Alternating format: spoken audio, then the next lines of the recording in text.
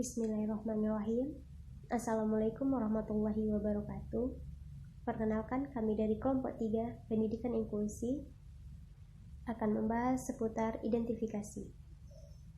Marilah perkenalkan dulu sebelumnya anggota kelompok kami, yaitu saya sendiri Irma Nuraliza, yang kedua ada Gilang Ramzil Huda, yang ketiga ada Miftahul Khaira, yang terakhir ada Fezi Rahmawati. Nah, pada identifikasi kami akan membahas tentang pengertian, tujuan, sasaran, dan strategi pelaksanaan identifikasi. Nah, mari kita masuk pada materi pertama, yaitu tentang pengertian identifikasi.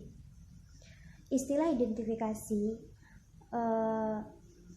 identifikasi anak dengan berkebutuhan khusus dimaksudkan merupakan suatu usaha seseorang seperti orang tua, guru, maupun tenaga kependidikan untuk mengetahui apakah seseorang anak mengalami kelainan atau penyimpangan seperti fisik, intelektual, sosial, atau emosional atau tingkah laku dalam pertumbuhan atau perkembangannya dibandingkan dengan anak-anak lain seusianya atau anak-anak normal. Itulah pengertian identifikasi. Baiklah, saya Miftahul Khaira akan menjelaskan tentang tujuan dari identifikasi.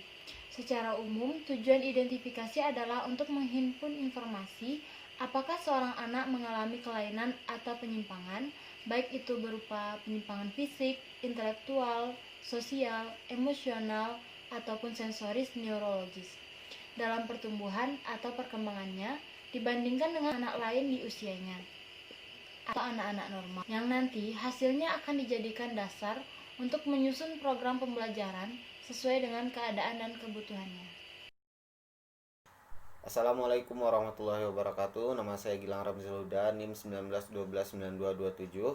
Saya dari kelompok 3 ingin membacakan materi tentang sasaran identifikasi. Secara khusus atau operasional, sasaran identifikasi anak adalah dengan berkebutuhan khusus, yaitu yang pertama, anak yang sudah bersekolah di sekolah dasar atau madrasah ibtidaiyah atau yang setingkatnya.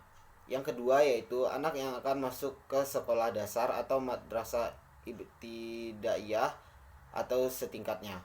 Yang ketiga, anak yang belum atau tidak bersekolah karena orang tuanya merasa anaknya tergolong anak yang berkebutuhan khusus, sedangkan lokasi sekolah luar biasa jauh dari tempat tinggalnya. Sementara itu, semula SD terdekat belum atau tidak mau menerimanya. Dan yang keempat, anak yang drop out sekolah dasar atau madrasah setingkat ibtidaiyah karena faktor akademik.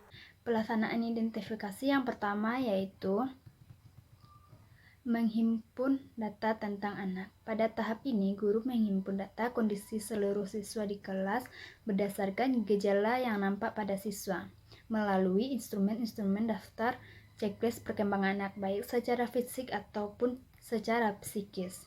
Yang kedua yaitu menganalisis data dan mengklarifikasi anak. Pada tahap ini, tujuannya adalah untuk menemukan anak-anak yang tergolong anak dengan kebutuhan khusus.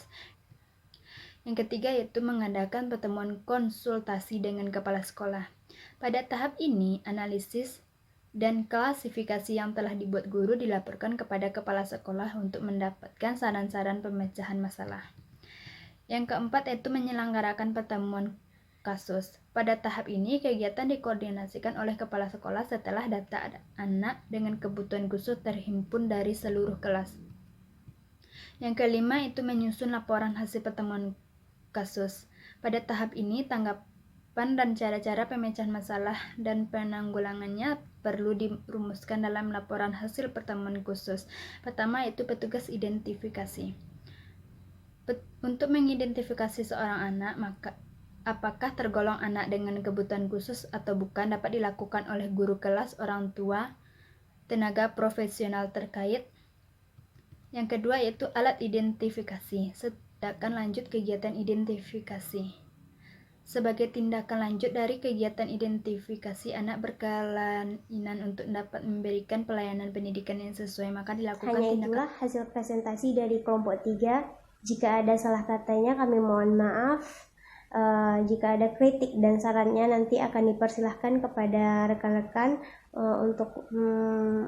untuk memberi kritik dan sarannya pada forum e-learning 2 atau GWA. Sekian dari kami, semoga bermanfaat. Kami akhiri dengan wabillahi taufiq wal hidayah. Assalamualaikum warahmatullahi wabarakatuh.